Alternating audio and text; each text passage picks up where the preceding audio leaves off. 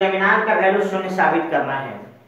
इस एक्सरसाइज में जो भी सवाल आपको मिलेगा सब आपको साबित करने वाला मिलेगा। तो हम इसका लेफ्ट हैंड साइड लेते हैं। लेफ्ट हैंड साइड में आपको एक डिटरमिनेंट दिया गया, अब इसके वैल्यू को शून्य साबित करना है। एक तो हमारे पास तरीका है कोई भी एक रो या कोई भी एक कॉलम लेकर के इसका हम कैलकुलेशन कर दे डायरेक्ट। दूसरा तरीका है कि हम प्रॉपर्टी यूज करके काम को आसान कर लें। आपको हम डिटरमिनेंट का कुछ प्रॉपर्टी बताए हैं। प्रॉपर्टी में क्या है कि डिटरमिनेंट का कोई भी एक रो या कोई भी एक कॉलम अगर दो दो पद में है तो डिटरमिनेंट भी दो पद में टूट सकता है। या आपको प्रॉपर्टी ये भी बताए हैं कि डिटरमिनेंट के किसी एक रो या किसी एक कॉलम में किसी संख्या से गुणा करके आप उसको दूसरे कॉलम या रो में जोड़ सकते हो। यहां देख लो गौर से,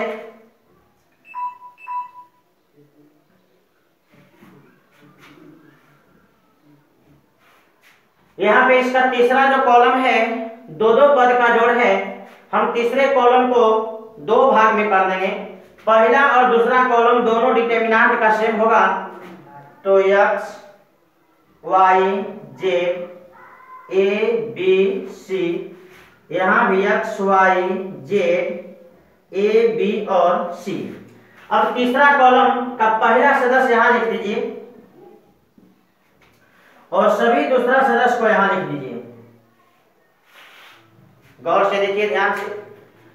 तीसरा कॉलम का पद दो पद में था, सभी पद दो पदों में था, इस दो डिटरमिनेंट में टूट गया। अब यहाँ पे प्रॉपर्टी अप्लाई कीजिए।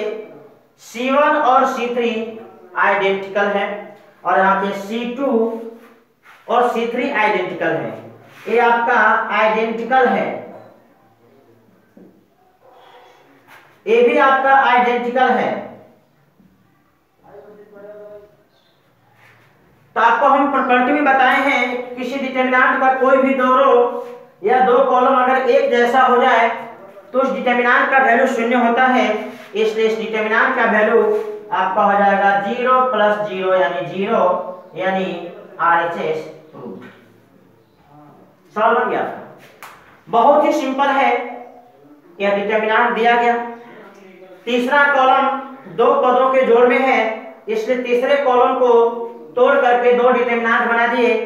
अब इसमें पहला और तीसरा कॉलम एक जैसा, इसमें दूसरा और तीसरा कॉलम एक जैसा, इसलिए इन दोनों डिटरमिनेंट का वैल्यू शून्य शून्य होगा और आपका RHS आ गया। आप इसे नोट कर लीजिए। इस सवाल को आप बहुत ही तरीके से बना सकते हैं, जैसे चाहेंगे वैसे बन जाएगा। इसको नोट कर लीजिए।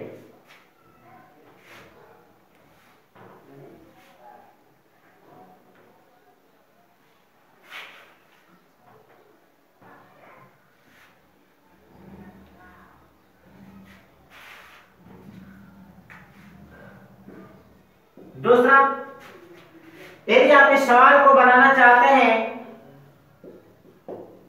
पहला ही सवाल को बनाना चाहते हैं, तो देखिए बनाने के लिए आपको हम तरीका बता देते हैं। आपका लेफ्ट हैंड साइड है, क्या करिए, C1 के जगह पे C1 + C2 कर दीजिए। C1 के जगह पे C1 + C2 कर दीजिए तो हो जाएगा x + a y + b z + c a b c x + a y + b z + c। अब बस देखिए, पहला और तीसरा कॉलम एक जैसा हो गया, इसलिए इस डिटरमिनेंट का वैल्यू शून्य होगा। हम लोग यहाँ पे चाहे तो भी कर सकते थे C2 के जगह पे C2 + C1, तो उस समय C2 और C3 एक जैसा होता और सवाल आपका बन जाता। तो आपको ऐसे भी सवाल बन गया, यहां से भी आपका आ गया RHS। इसको नोट कर लीजिए। इसके अलावा ये आपका दूसरा मेथड हो गया। तीसरा तरीका देख लीजिए। तीसरा तरीका आप देख लीजिए, ये सवाल आपको जैसे चाहेंगे वैसे बनेगा। C3 के जगह पे C3 - C2 कर दीजिए, चाहे C1 कर दीजिए। यहाँ C2 करेंगे तो भी बन जाएगा, C1 करेंगे तो भी बन जाएगा। इसका रिजल्ट देख लीजिए क्या होता है। x y z ABC, आप C3 में C2 घटा रहे हैं तो हो जाएगा XYZ। गौर से देखिए इसका वैल्यू 0 होगा क्योंकि यह दोनों आइडेंटिकल हैं। C1 और C3 आइडेंटिकल हो गया इसलिए इसका वैल्यू 0 हो गया। पुनः आपका RHS आ गया। तो आपको हम यहाँ इस सवाल में दिखाना चाहे हैं कि आप डिटरमिनेंट का प्रॉपर्टी लगा करके आप सवाल को जैसे चाहें वैसे बना सकते हैं, कोई परेशानी नहीं होगा। लेकिन आपको ध्यान देना होगा अपने प्रोसेस पे, कहीं प्रोसेस गलत ना हो जाए और कैलकुलेशन गलत ना हो जाए। नोट करिए।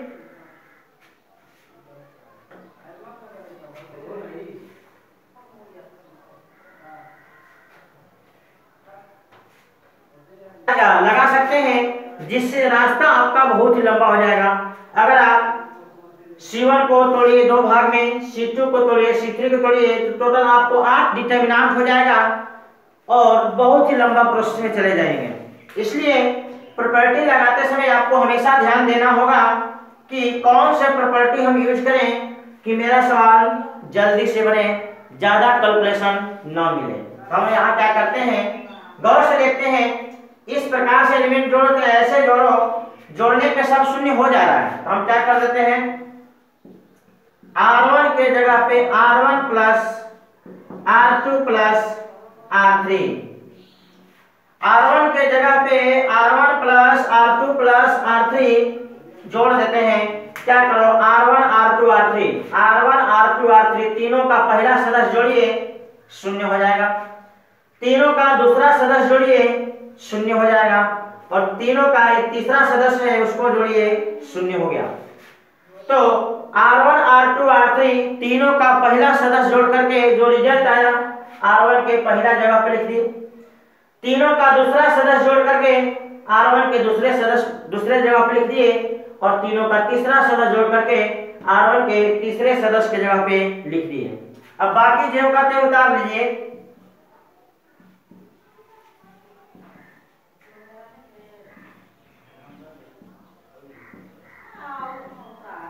अब देखिए इस डिटरमिनेंट का वैल्यू 0 हो जाएगा क्योंकि आपको प्रॉपर्टी में बताया गया है कि डिटरमिनेंट की किसी भी एक रो चाहे किसी भी एक कॉलम का सभी सदस्य अगर 0 हो जाए तो उस डिटरमिनेंट का वैल्यू 0 होता है। तो गौर से देखिए यहाँ पे R1 के सभी सदस्य 0 हैं, R1 के सभी सदस्य 0 हैं, इसलिए इस डिटरमिनेंट का वैल्यू 0 होगा। यहाँ से आपका साबित हो गया RHS। क्वेश्चन नंबर 2 आपका बन गया।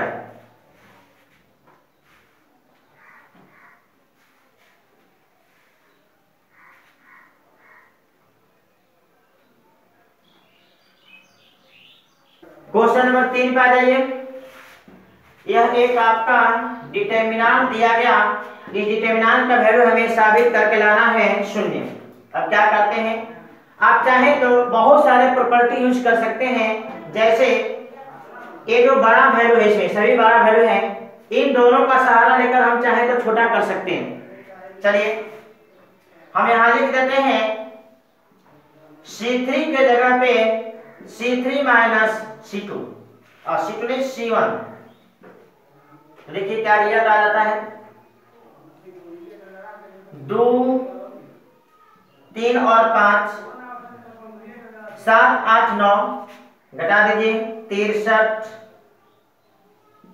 72 81। अब गौर से देखो यहाँ पे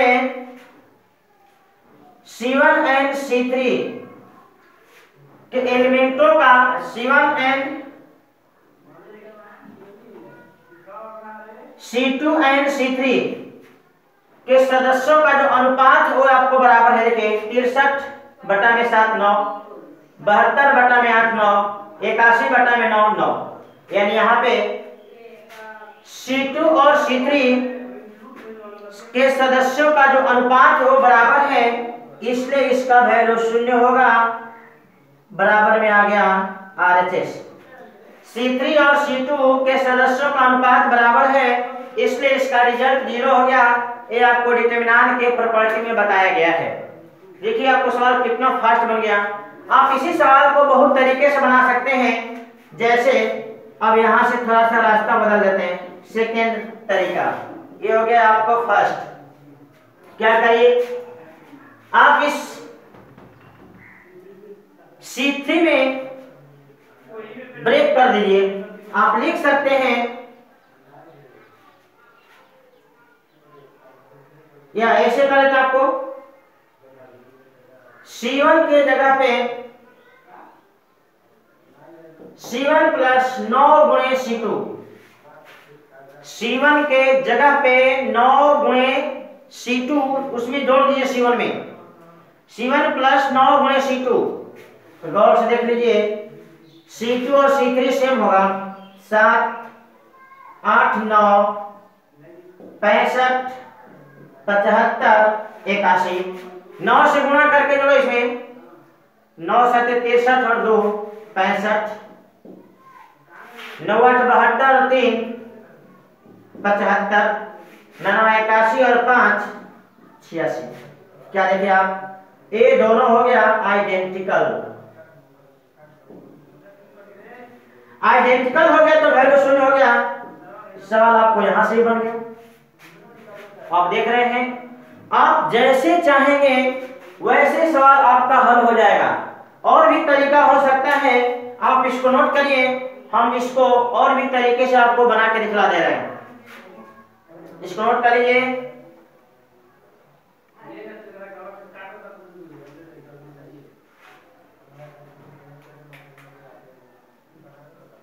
तीसरा क्या करते हैं, हम इसको ब्रेक कर देते हैं।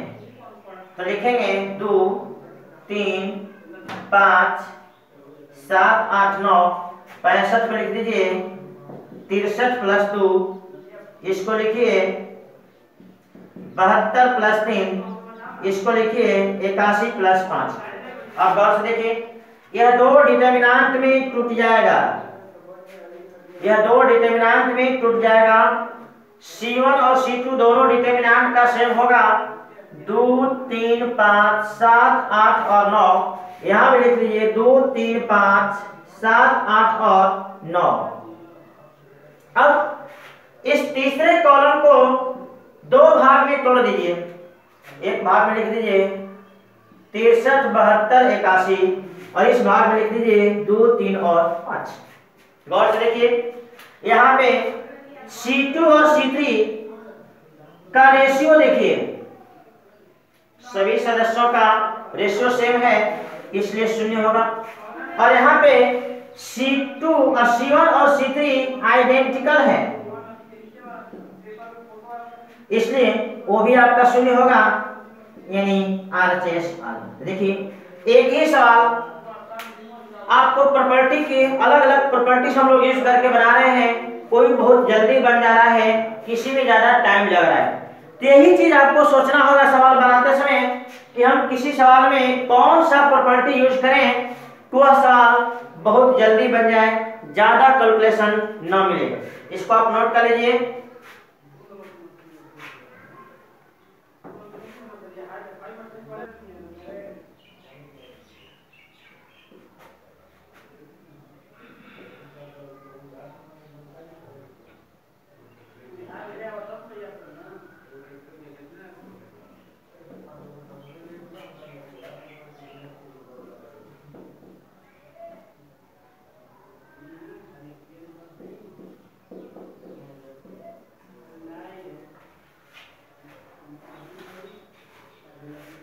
देख लीजिए क्वेश्चन नंबर 4। इसका LHS लिखा गया और इसके वैल्यू को साबित करके लाना है 0।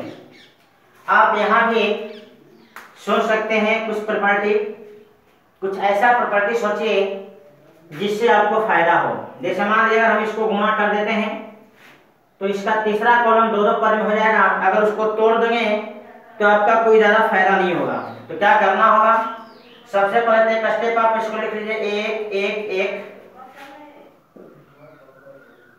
इसको आप सिंपली गुणा करके लिख लीजिए।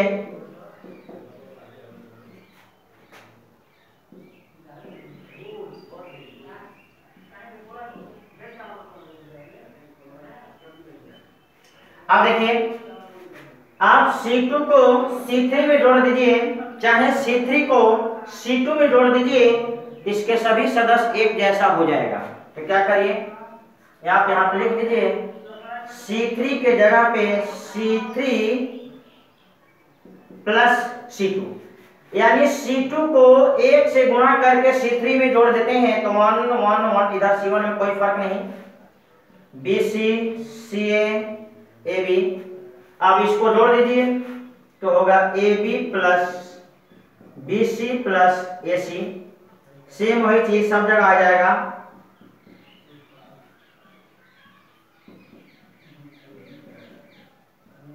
देख लीजिए, अब आप देख सकते हैं कि C3 और C1 के सदस्यों का अनुपात बराबर है। तो आप यहां से भी कह सकते हैं कि वैल्यू 0 हो जाएगा, या नहीं तो C3 के सभी सदस्य एक जैसे हैं, आप उसको कॉमन ले सकते हैं। आप कॉमन भी लेकर के अगला स्टेप में भी आप कह सकते हैं कि इसका वैल्यू 0 हो जाएगा। कॉमन लेने के बाद 1 1 1 BC CA AB 1 1 और 1। गौर से देखिए, यहां से भी आप 0 कह सकते हैं और यहां से भी आप 0 कह सकते हैं। यहां से क्या होगा, C3 और C1 एक जैसा है, आइडेंटिकल है, तो आप 0 कह सकते हैं। और यहां से C3 और C1 के सदस्यों का अनुपात बराबर है, इसलिए आप यहां से भी 0 कह सकते हैं। आप यहां देख रहे हैं कि एक सवाल बहुत तरीके से बन सकता है, लेकिन आपको प्रॉपर्टी याद होना चाहिए। इसको नोट कर लीजिए, एक सवाल आपका बन गया। क्या किए, यहाँ पे सिंपली कैलकुलेशन करके लिख लिए, इसके बाद C2 को C3 में जोड़ दिए, तो यहाँ से C3 और C1 के सदस्यों का अनुपात बराबर हो गया। चाहे एक स्टेप और आगे बढ़ के भी आप कह सकते हैं C3 के सभी सदस्य एक जैसे हैं, इसलिए कॉमन ले लिए तो C1 और C3 एक जैसा हो गया, आइडेंटिकल हो गया। यहाँ से भी डिटरमिनेंट का वैल्यू 0 होगा, ये 0 हो जाएगा, ये तो गुणा करने पर 0 हो ही जाएगा। नोट कर लीजिए इसको।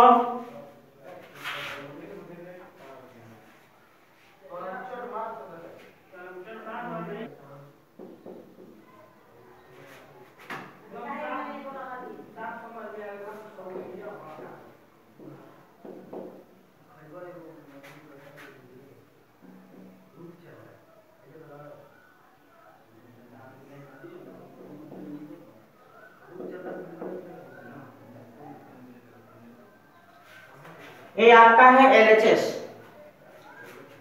हम LHS लेकर के सवाल को आगे बढ़ रहे हैं। देखिए इसमें क्या है, लाना क्या है उसको भी ध्यान देना होगा। लाना है 2 गुणे, पहला कॉलम में ABC, दूसरा कॉलम में PQR और तीसरा कॉलम में XYZ, ये आपको लाना है। अब ध्यान दीजिए, अगर हम इन सदस्यों को जोड़े तो 2A 2B 2C, इसको जोड़े तो 2P 2Q 2R, इसको जोड़े तो 2X 2Y 2Z। तो जिन तीनों को जोड़ना है, बताओ ये तीनों एक ही कॉलम में है, तो आपको ऐसा कोई नियम नहीं है कि हम एक ही कॉलम के चाहे एक ही रो के सभी सदस्यों को जोड़ के एक जगह लिखते हैं। ठीक, तो जब ये एक ही कॉलम में है तो नियम आप कॉलम का नहीं लिख पाओगे। इन तीनों को अगर जोड़ना होगा तो नियम कॉलम का नहीं होगा। आप देखिए तीनों, ये R1 में है, ये R2 में है, ये R3 में है। R1 R2 R3 तीनों का ये पहला सदस्य है, तो आप ऐसे नियम लिख सकते हैं कि R1 R2 R3 के सदस्यों को जोड़ करके हम लिखना चाहते हैं, तो आप यहाँ लिख दीजिए R1 के जगह पे R1 plus R2 plus R3 को जोड़ करके लिख देते हैं। नियम सामने दिख रहा है, R1 R2 R3 तीनों को जोड़ करके R1 के जगह पे लिख दीजिए, तो आपका क्या होगा, अगला स्टेप में इसका रिजल्ट लिख लेते हैं। तो 2A plus B plus C, यहाँ पे हो जाएगा 2P plus Q plus R, और यहाँ हो जाएगा 2X plus Y plus Z, और बाकी जो है उसको उसी प्रकार से लिख दीजिए।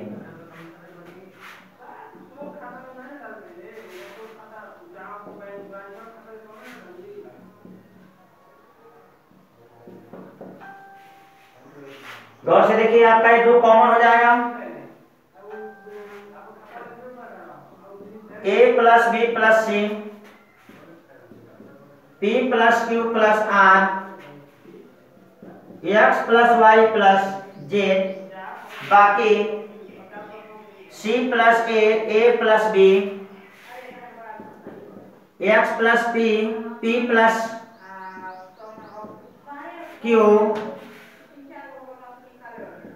z प्लस x और x प्लस वाई। अब यहाँ पे क्या करिए, अभी कोई भी जैसा चाहिए वैसा नहीं, हमको यहाँ पे चाहिए ए बी सी, यहाँ पी क्यू आर, यहाँ पे एक्स वाई जेड। तो ऐसा करने के लिए करते क्या है, कुछ यहाँ पे नियम ला करके इन दोनों को हम लोग जैसा चाहिए वैसा लाते हैं। क्या करते हैं, इसको अगर इसमें घटा दें तो माइनस भी हो जाएगा और इसमें घटाएं तो माइनस ही होगा। तो लिख देते हैं R2 के जगह पे R2 minus R1 and R3 के जगह पे R3 माइनस R1। अब यहाँ पे हो गया 2, लिख दीजिए a plus B plus C minus B minus C, p plus Q plus R minus Q minus R, इधर x plus Y plus Z, इधर माइनस वाई और माइनस जेड। इतना हो गया। अब देखिए जैसा चाहिए वैसा हो गया, बस खाली माइनस का फर्क है, तो माइनस के फर्क से कोई फर्क नहीं पड़ता। अब क्या करते हैं, यहाँ हमें चाहिए a, यहाँ p और यहाँ पे x, क्या करो सबको जोड़ दो, तो b और c आपस में कट जाएगा, q r कट जाएगा, y z कट जाएगा। इसको नोट कर लीजिए। अगला हम स्टेप लिखते हैं। तो अगला स्टेप,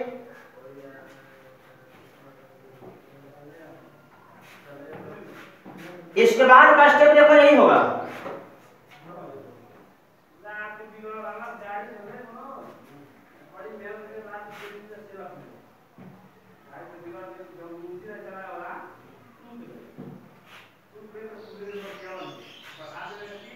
ठीक है, तो यहाँ पे देख लो,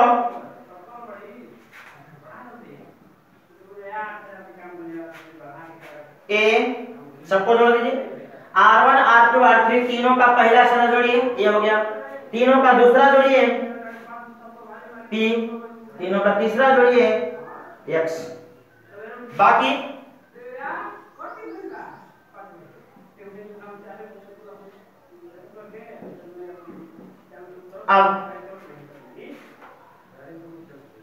अब क्या करिए, R2 और R3 दोनों में से -1 कॉमन ले लीजिए।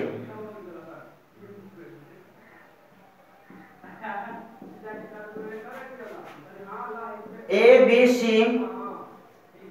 P Q R X Y Z, ये माइनस माइनस प्लस हो जाएगा, तो हो जाएगा 2 गुणे A plus B plus C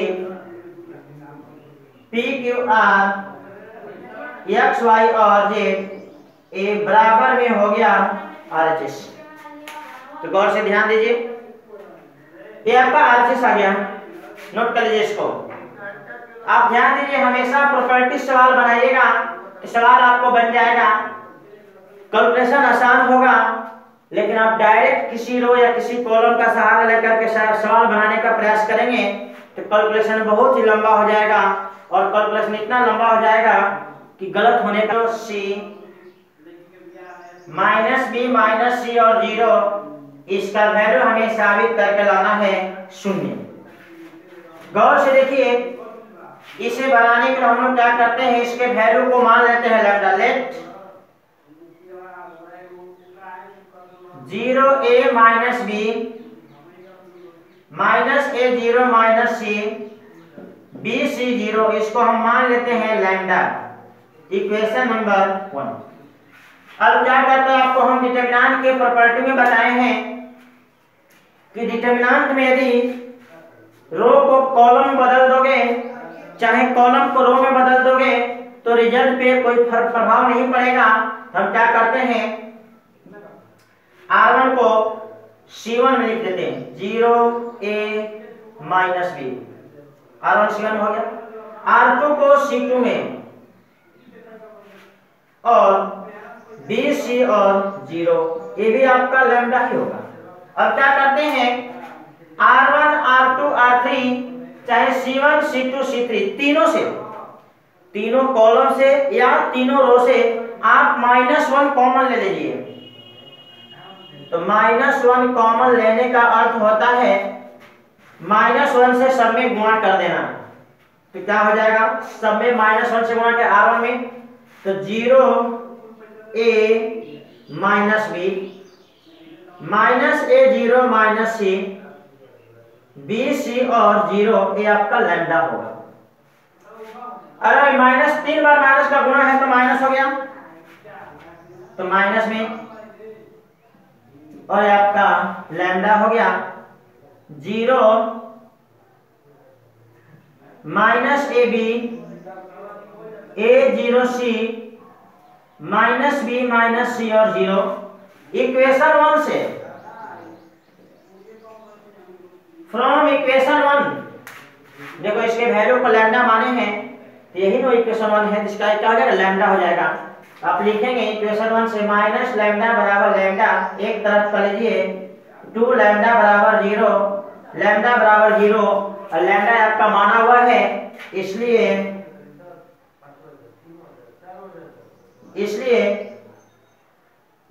0 A minus B -A0 -C B C और 0 ये आपका शून्य हो गया साबित। तो देखिए आप सवाल को समझ लीजिए। एक छठवां सवाल, हम इसके वैल्यू को मान लिए लैम्डा, हम क्या किए, रो को कॉलम बदल दिए, वैल्यू पे कोई फर्क नहीं पड़ेगा, हम तीनों रो से -1 कॉमन ले लिए, तो ये डिटरमिनेंट यहाँ आ गया और 3 बार माइनस का गुणा है इसलिए माइनस में रहेगा।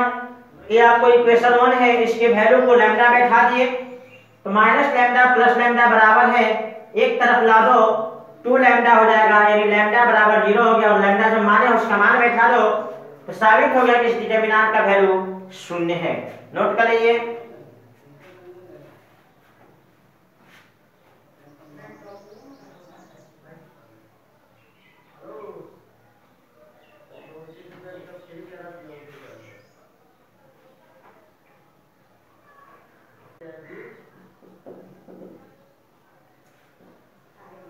-A² BA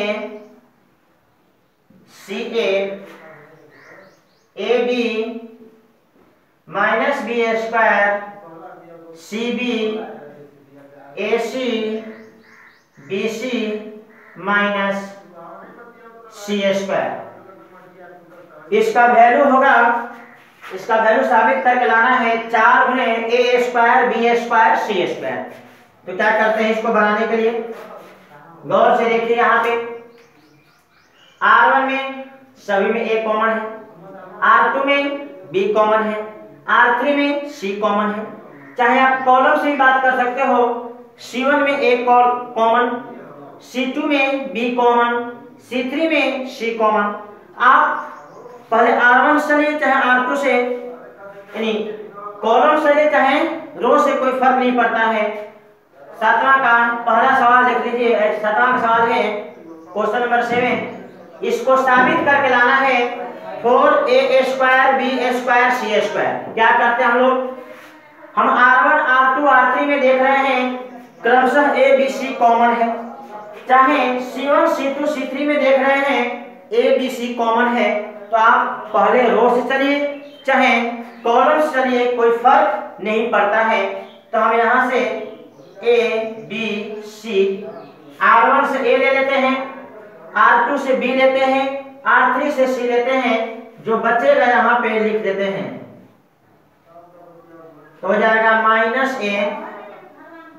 B C, A -B और C, यह हो गया A B -C। क्या किए,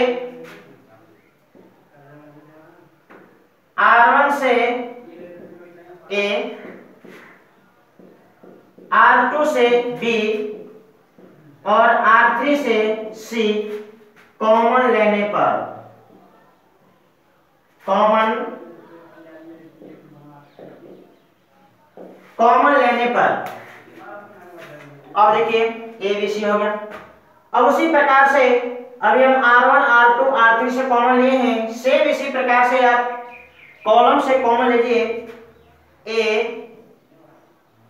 from C1 comma B from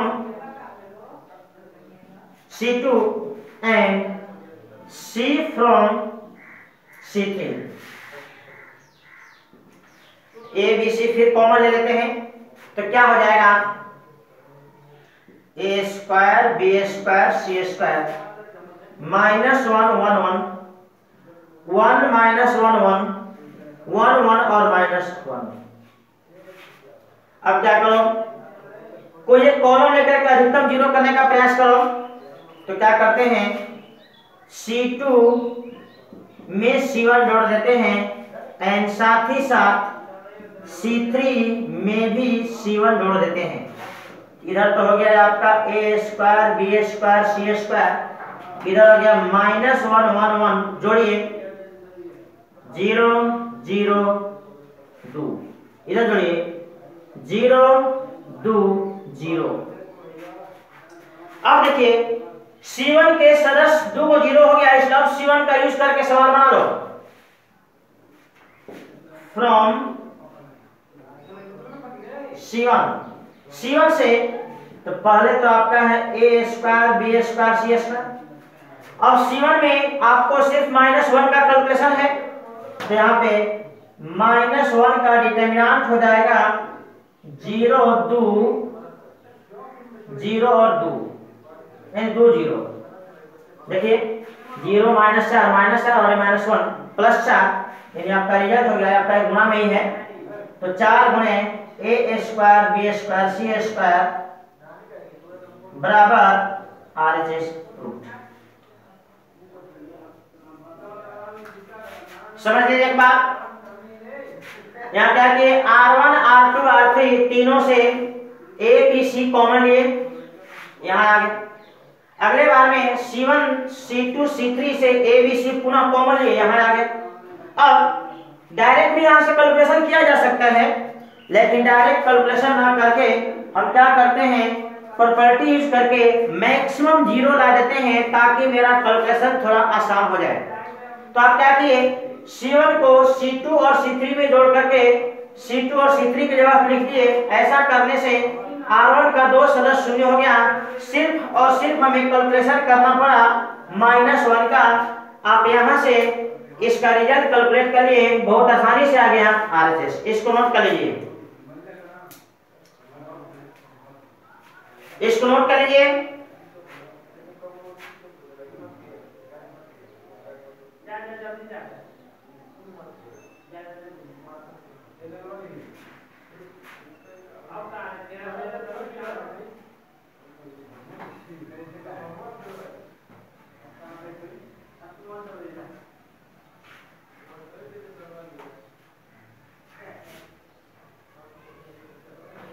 अब देखिए इसी सवाल को हम यहां से भी बना सकते हैं।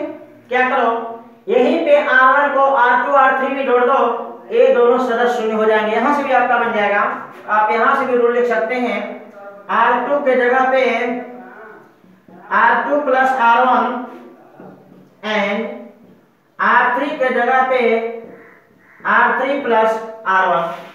ये तो आपका ABC है, -AB और C जोड़ दीजिए 0 0 2C 0 2B 0।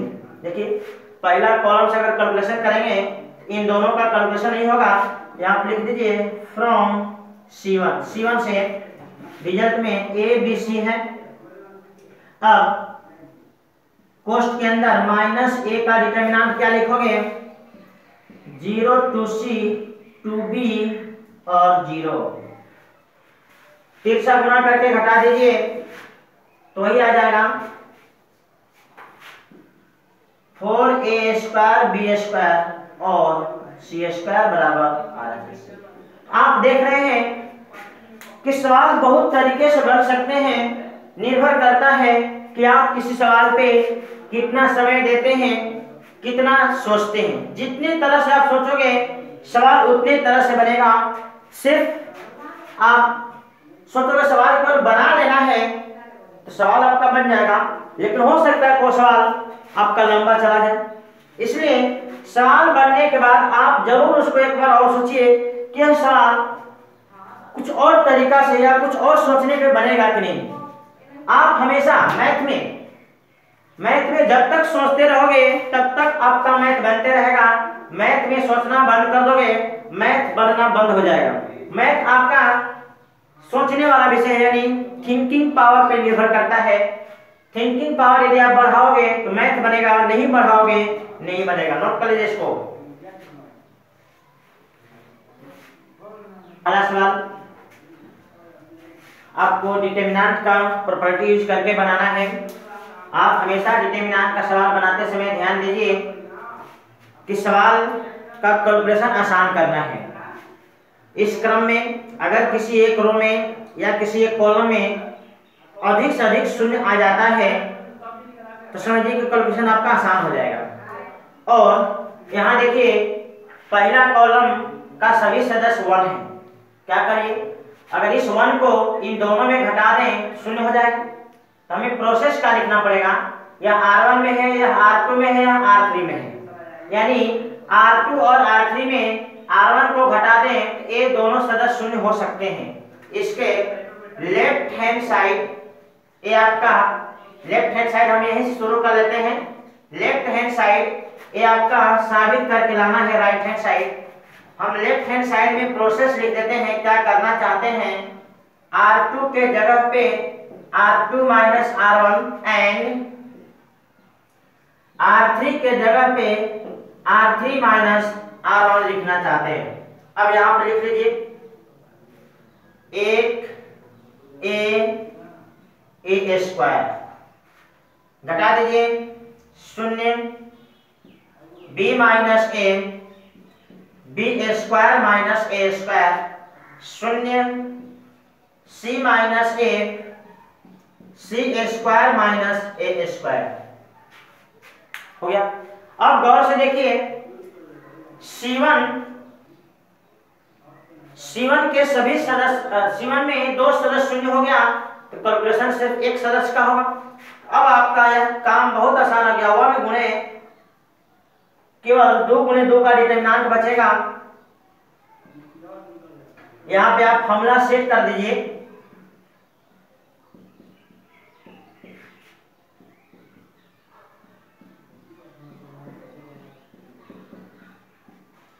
गौर से देखिए, यहां से आप थोड़ा सा काम को और आसान कर सकते हैं। आप डायरेक्ट पेज में कैलकुलेशन करिए, कोई दिक्कत नहीं तो C1 और C2 दोनों में से कुछ कुछ कॉमन है, कॉमन ले लीजिए। तो B माइनस A कॉमन और इसमें से C माइनस A कॉमन 1 1 1 इधर। अब आप तिरछा गुणा करके घटा दिए, कोई बहुत ज्यादा इसमें अब कैलकुलेशन नहीं बचा है और ज्यादा डिफिकल्ट होने वाला नहीं है। अब तो यहां से हो गया b minus a c minus a, और इसका कैलकुलेशन करिए तो तिरछा गुणा करके घटाना है तो c प्लस a में घटाना है b और प्लस a, तो आपको a से a कट गया, बच गया यहां से b minus a, c minus a, a cut गया c माइनस b। देखिए अब लगभग आपका आरएचएस मिल गया है, बस खाली थोड़ा सा 2 जगह पे माइनस प्लस का फर्क है, यहाँ और यहाँ। क्या करिए, दोनों में से माइनस कॉमन ले लीजिए और सजा के लिख लीजिए -1 कॉमन ले लीजिए। ये हो जाएगा आपका a माइनस b, ये हो जाएगा b माइनस c, और ये हो जाएगा c माइनस a। ये माइनस माइनस प्लस हो जाएगा और हो जाएगा a minus b, b minus c और c माइनस a बराबर RHS रूट। ये आपका सवाल होगा। तो आप हमेशा सवाल बनाते समय ध्यान दीजिए कि जब किसी डिटरमिनेंट या किसी डिटरमिनेंट का कोई भी एक रो या कोई भी एक कॉलम कि सभी सदस्य एक हो जाए, 1 चाहे बराबर में हो, कुछ भी हो जाए। अगला प्रोसेस कैलकुलेशन आसान करने के लिए लिखना होगा 0 बनाने के लिए। अगर 0 बना सक देते हो, अधिकतम 0 बनाते हो तो कैलकुलेशन आपका आसान होगा। हमेशा आपको ध्यान देना होगा कि किसी एक रो या किसी एक कॉलम में अधिकतम सदस्य शून्य हो जाए ताकि कैलकुलेशन आपका आसान हो जाए। इसको नोट कर लीजिए।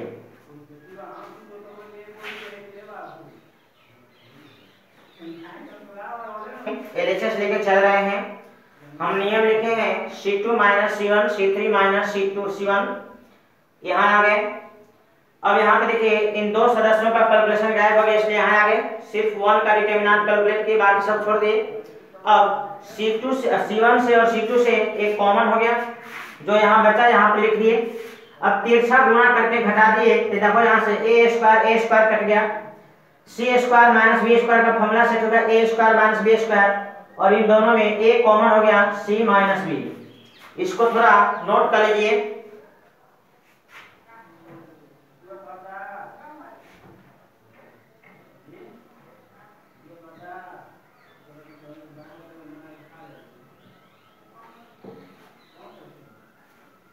अब अंदर से कॉमन ले लीजिए तो b minus m c minus m c minus b और आ जाएगा a plus b plus c। देखिए इसमें और इसमें माइनस माइनस का फर्क है आरएचएस से, इसलिए दोनों में माइनस कॉमन ले लीजिए, माइनस माइनस प्लस भी हो जाएगा और आपका आरएचएस हो जाएगा a minus b b minus c c minus a plus b plus c। यही हो गया आपका आरएचएस प्रूफ। क्या किया गया?